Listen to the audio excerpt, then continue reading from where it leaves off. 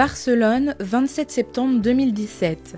Pendant 4 jours, à l'occasion de la finale mondiale de la Coupe des Nations Longines, Grand Prix a partagé le quotidien de l'équipe de France de saut d'obstacles. Pour la 5e année consécutive, la cité catalane accueille cet événement au sein de son Real Club de Polo, à quelques kilomètres du centre-ville.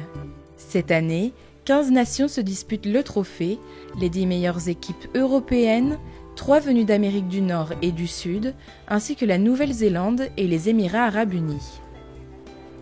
Comme dans n'importe quel concours international, la visite vétérinaire ouvre le bal, un premier passage obligé pour les organisateurs, officiels, cavaliers et chefs d'équipe.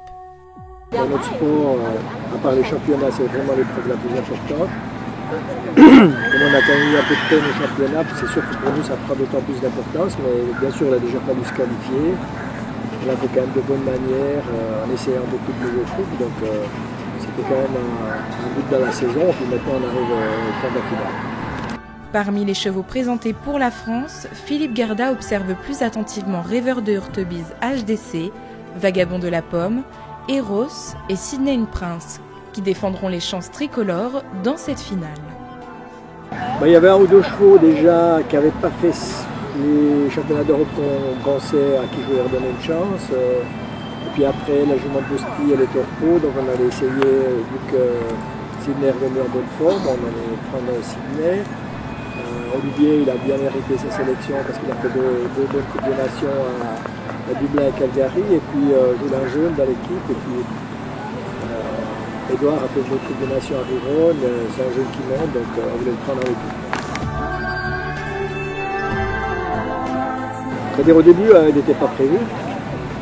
Il est rentré dans l'équipe parce que comme on n'allait pas se servir de Sangria, donc comme aussi n'était pas en forme ascendante, je dirais, elle a une saison un petit peu compliquée. On a essayé de faire des essais à Lausanne, on a mis une autre embouchure, des autres, et puis c'était beaucoup mieux, d'ailleurs elle était deuxième du Grand Prix, donc c'est ça qui m'a fait changer d'avis et de prendre Sydney quand même, parce que Bosti c'est pas un cavalier de grosse masculinité, et puis il y a aussi quelque chose à prouver. Normalement je vais essayer de faire partir deux couples un peu plus sûrs en 1 et en 2, c'est-à-dire Kevin et Pénélope, pour essayer de mettre l'équipe sur une spirale positive.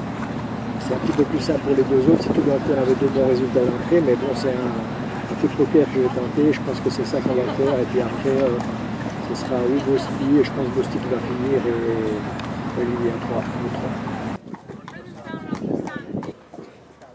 La formule est implacable, les 8 meilleures nations pourront disputer la grande finale du samedi, tandis que les 7 autres se retrouveront le vendredi soir dans une consolante un peu moins palpitante. Lors de la première édition de cette finale mondiale en 2013, la France s'était imposée. Depuis, elle a systématiquement échoué dans cette fameuse épreuve du premier jour. Alors après des championnats d'Europe décevants le mois dernier à Göteborg et une 7e place par équipe, sans aucun couple en finale individuelle, les champions olympiques de Rio sont nourris d'une certaine soif de revanche. Non, ils ont mis un bon parcours, c'est assez délicat. Pas énorme non plus, mais il y aura beaucoup de fautes à la fin, je pense. À la fin, il y a le triple qui est toujours en numéro 10, non 11. Et ça, toujours la combinaison à la fin avec la palanque au milieu. Et donc, c'est après assez gros. Le reste, ça va. 4e dernier. Comment vous allez aborder ça? Je vais faire mon sans. Je vais essayer de faire sans faute après. Le reste, on verra, ça dépendra de la forme. Mais c'est un parcours qui est bien pour le premier jour. Les chevaux ont le temps de se mettre dans le coup, j'espère. Je suis du bois. Kevin Stott ouvre le bal avec Rêveur, son hongre de 16 ans. Désigné ouvreur par le sélectionneur, le numéro 3 mondial doit assurer un premier sans faute à l'équipe de France. Mais avant qu'il ne saute ses premiers obstacles au paddock, Kevin profite de la 11e place de la France au départ pour aller voir en tribune les parcours des nations étrangères.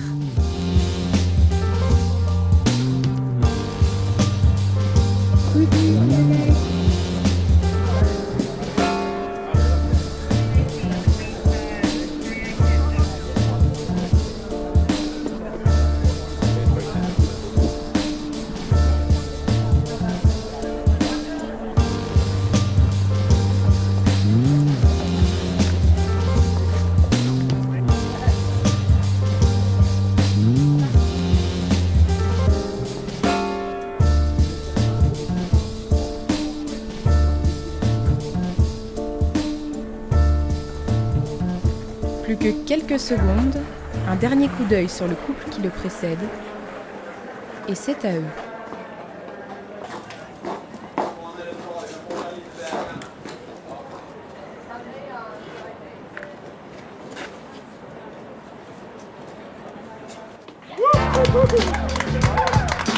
Mission accomplie pour le Normand, la joie est palpable dans le clan tricolore.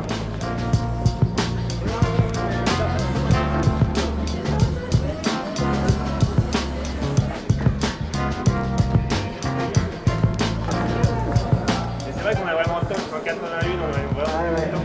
Les cartons montés. Par contre, après le 2, on dit Un 2, ça fait vraiment dans la fête midi. oui, mais c'est ça.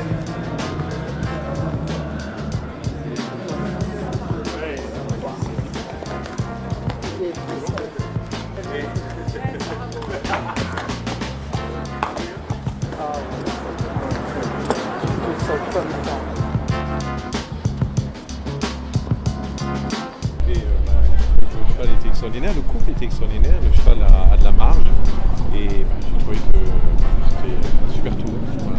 Les chevaux sont arrivés mardi déjà, mardi matin. Et en termes de forme, vous les sentez comment tous les deux?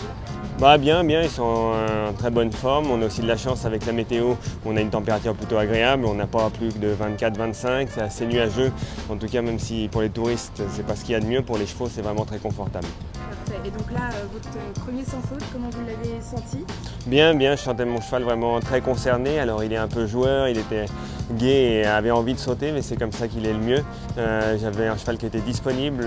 J'adore les parcours de ce chef de piste, c'est vraiment très subtil, très technique. Pour un premier jour, c'est difficile avec le manque d'homogénéité des équipes et puis aussi le fait qu'il y a eu une petite warm-up hier et directement comme un parcours de Grand Prix aujourd'hui, ça a été très bien dosé. Moi j'ai pris du plaisir à monter en tout cas. Tout près d'eux, Pénélope Le Prévost des Temps Vagabonds de la Pomme, sous l'œil attentif de Geneviève Maigret, la propriétaire. Les Coupes des Nations, c'est toujours tendant puisqu'on est l'équipe, donc on travaille pour soi, mais on travaille aussi pour les autres. Bon, après, j'ai confiance dans mon cheval et dans la cavalière. C'est pas facile aujourd'hui, mais je pense qu'ils vont tout donner tous les deux pour essayer de faire le mieux possible et pour soutenir l'équipe. Oui, je suis toujours stressée, mais même avec mes 4 ans, enfin, dans moindre mesure, j'ai toujours envie que les chevaux fassent bien et je suis toujours assez participante et assez impliquée.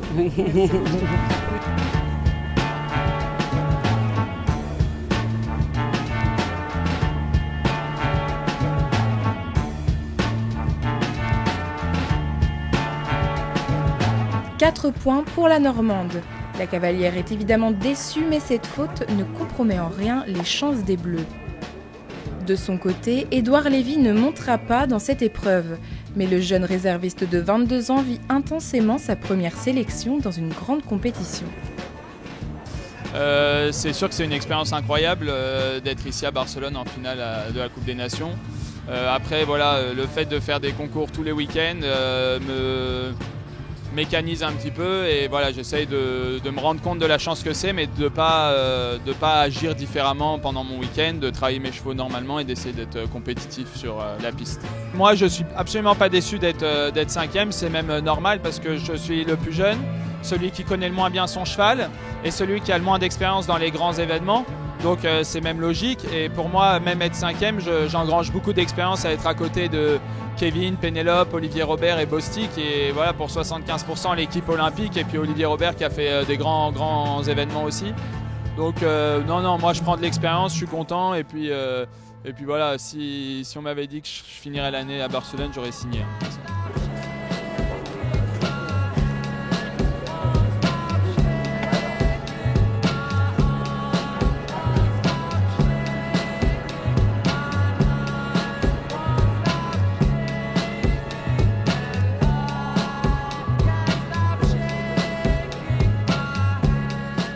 Très performant cette année avec Eros, Olivier Robert est le 3e tricolore à entrer en piste. D'un naturel plus émotif que Kevin et Pénélope, le Girondin supporte la pression tout au long de son parcours, récompensé d'un magnifique tour sans faute.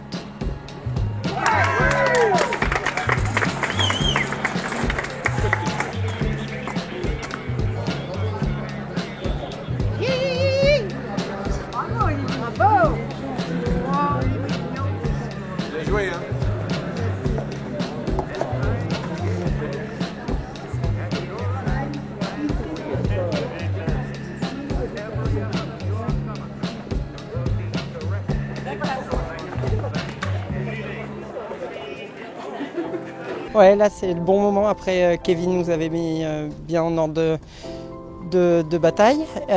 Pénélope avec une petite faute, on était bien tranquille. Et puis voilà, ça laissait un peu plus de souplesse dans le score. Et puis mon cheval a super bien réagi. Je suis vraiment fière de lui. Il a fait une saison mais absolument remarquable. Et finir là, c'est chouette. Je suis très heureuse, c'est vrai que c'était déjà une belle sélection pour Olivier. D'être ici, c'était déjà génial, mais alors en plus de commencer une première manche par un sans faute, c'est juste parfait, quoi.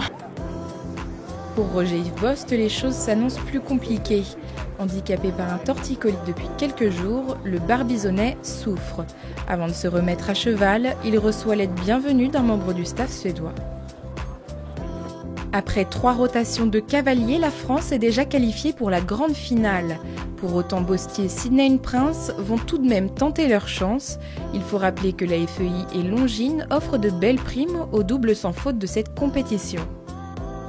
Won gold in Rio last year. The 11-year-old Saint-Français Sydney Prince for France, Roger-Yves Bost.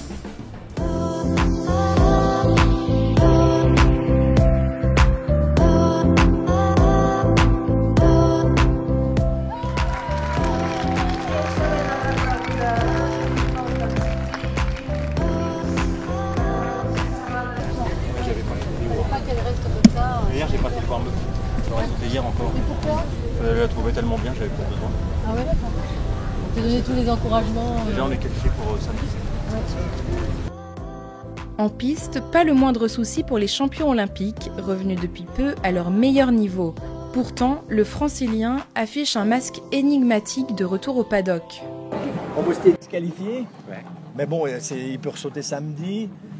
On a utilisé une guêtre qu'on a voulu plus souple que celle qui tire, mais on n'a pas le droit parce que dans la photo de la guêtre, elle doit être comme elle est vendue au magasin, puis pas comme nous on l'a faite. Donc c'est une erreur d'intendance de nous. Mais qui était au contraire pour adoucir la guêtre. Oui, mais bon, ça tu peux pas... C'est considéré comme bricolage, c'est ça? Voilà. Depuis que j'ai vu que c'était de la mousse, j'ai dit c'est bon, ça arrive. Ouais. C'est comme ça. Se faire piquer sur un détail de matériel, là. C'est de ma faute, j'avais qu'à vérifier. Ah bah, Comme moi, je m'en sers pas de celle-là d'habitude. ouais. Bah, ils ont vérifié avant, mais ils ont dit ça va. Ouais, voilà. C'est là que c'est pas normal. Et comme c'est le règlement, c'est le règlement. Ouais, bon.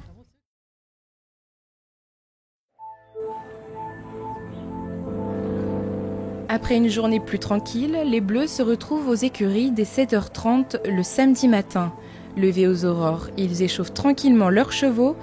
Un par un, ils passent sous l'œil aguerri de Philippe Garda, mais aussi d'Henri Prudent, le coach de Pénélope, ou encore Jérôme Thévenot, fidèle vétérinaire de l'équipe de France. Écoutez, ce matin, ils sont tranquillement en train de faire leur échauffement. Les chevaux vont tous bien pour l'instant. Donc là, ils vont les travailler, histoire de faire un peu un bon stretching ce matin. Et puis comme l'épreuve est ce soir tard, ils vont les remonter un petit peu avant l'épreuve pour les chauffer une nouvelle fois. Mais les chevaux vont bien pour l'instant. Surveiller les chevaux de l'équipe, traiter les urgences quand il y en a, regarder un peu l'évolution sur le concours, tout ce qui est supplémentation, réhydratation, voir avec les grooms, gérer tout ce qui est stretching, massage, préparation. Voilà. C'est à la fois un plaisir de vétérinaire et de cavalier, donc, et puis effectivement beaucoup de stress, enfin c'est pas du stress, c'est plus de la tension, et puis voilà, c'est quand même des concours magnifiques, on voit les plus beaux concours du monde, avec les meilleurs chevaux du monde, donc c'est vraiment quelque chose de particulier, en plus de mon métier classique, on va dire. Place à l'épreuve décisive, mais d'abord à l'indispensable reconnaissance. Pour moi, c'est un parcours difficile, assez sensible. Voilà, il y a beaucoup de pression aussi. On est toujours très inquiet sur le chrono, sur le temps. On a peu de cavaliers là. Bon, c'est sympa, c'est une vraie finale à 8, mais ça veut dire aussi peu d'indications. Et voilà, donc là, tous les cavaliers échangent entre eux. C'est le moment assez sympa. C'est assez sympa de suivre ça et d'écouter ça. Et puis après, chacun va repartir, j'espère, et sortir de cette piste déterminée sur les choix qu'il aura à faire.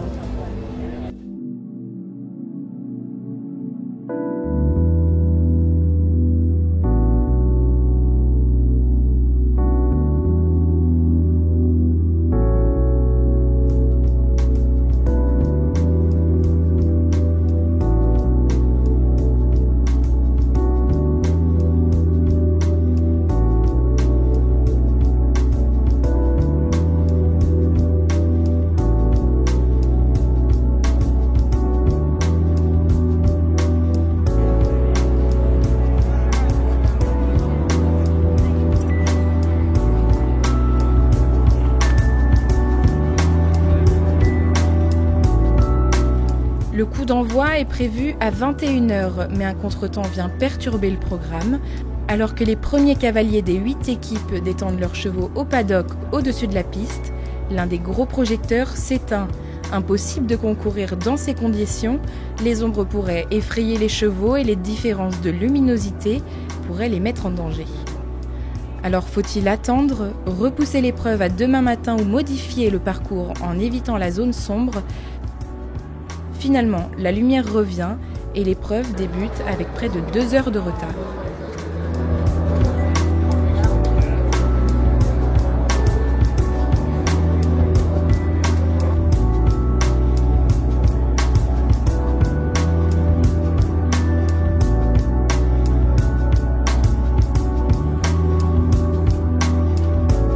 Pour cette ultime étape, Philippe Garda a conservé le même ordre de départ que jeudi.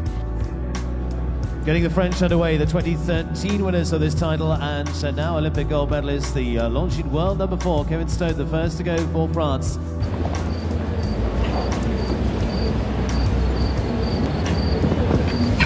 Hélas, l'issue ne sera pas aussi favorable. Cette fois-ci, Kevin Erever encaisse 8 points. Le cavalier ne masque pas sa déception.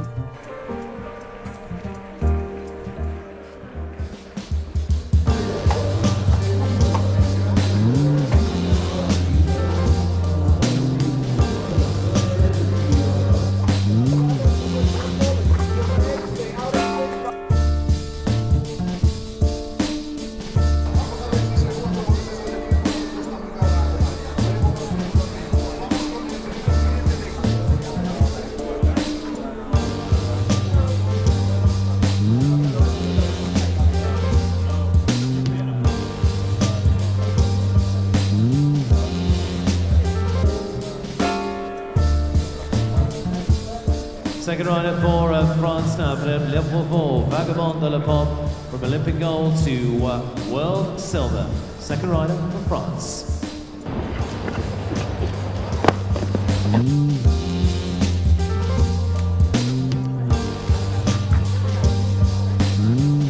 Pénélope entretient alors l'espoir des Bleus grâce à un magnifique parcours de Vagabond. Elle ressort tout de même avec un point de temps dépassé.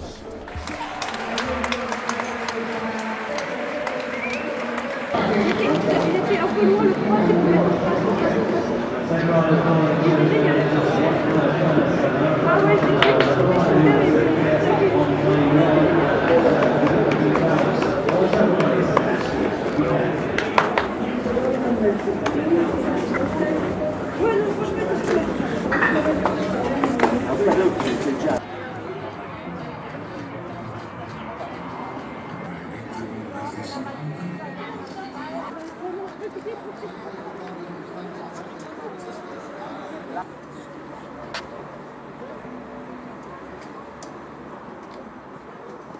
Francia, jinete que hizo 0 en la jornada del jueves, ganador de los grandes premios de Sopot, de Negev, de Hadida, de Mijas, lleva un gran año Olivier Robert y va a intentar completar un espléndido año aquí en Barcelona montando a este Eros.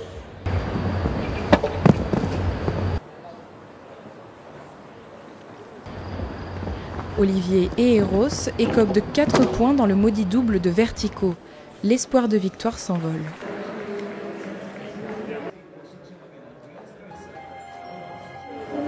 T'es bien passé à la rentrée, comme ça, tu peux réceptionner tout et tu as carrément débouché.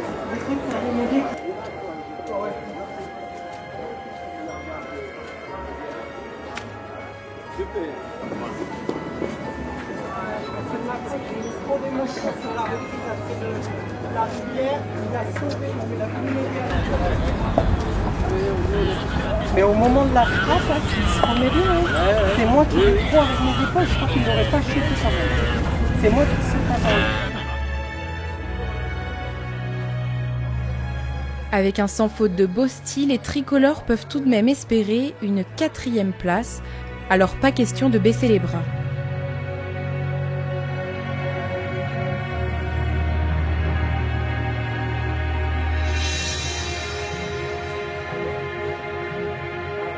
Il est 1h du matin quand Sydney rentre en piste. Malheureusement, le triple va coûter très cher à son cavalier.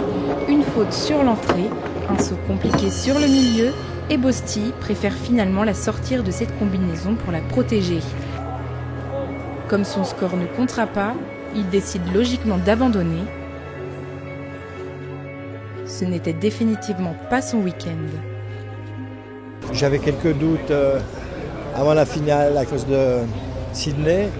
Elle m'a fait mentir avant-hier. Aujourd'hui, c'est compliqué. C'était de nouveau le même endroit où il était arrivé quelque chose l'année passée. Je ne sais pas si elle s'est souvenue de ça, mais enfin, ça demande réflexion là-dessus. La France en termine ainsi avec 13 points et hérite de la 7e place comme à Göteborg. Loin, bien loin des Pays-Bas, grand vainqueur de cette finale, devant les États-Unis et la Belgique. La chose la plus positive qu'on a, c'est Olivier qui a fait une superbe saison, qui est venu aujourd'hui à un cavalier sur qui on peut compter, qui a pris beaucoup d'expérience parce qu'il a eu la chance de participer à beaucoup de CSI 5 étoiles. C'est peut-être la chose la plus réjouissante aujourd'hui. Et puis bien sûr, Vagabond qui a très bien sauté la deuxième manche, beaucoup mieux que la première manche. Petite déception pour Kevin, parce que Kevin a bien monté. Son cheval s'est peut-être un petit peu précipité, mais comme il avait toqué l'entrée du double, il a pensé qu'il allait se rectifier, parce que normalement il le fait. Je pense que sur le moment, c'est sûr qu'on est déçus. Mes cavaliers sont déçus, surtout que ça s'est mal fini. Mais bon, c'était un petit peu notre place cette saison. On a eu des hauts, des bas. On a la même place quasiment qu'on était au championnat d'Europe, si ce n'est qu'il y a les Américains qui sont là supplémentaires devant nous. Mais il y a eu des choses positives et puis il faut essayer de garder le positif. Et on avait toujours dit que c'était une saison de transition. Je vais rester là-dessus, on va analyser tout ça, mais c'est sûr qu'il y a eu quelques déceptions, pas seulement ce soir, c'était la fin de saison qui s'est passée comme ça.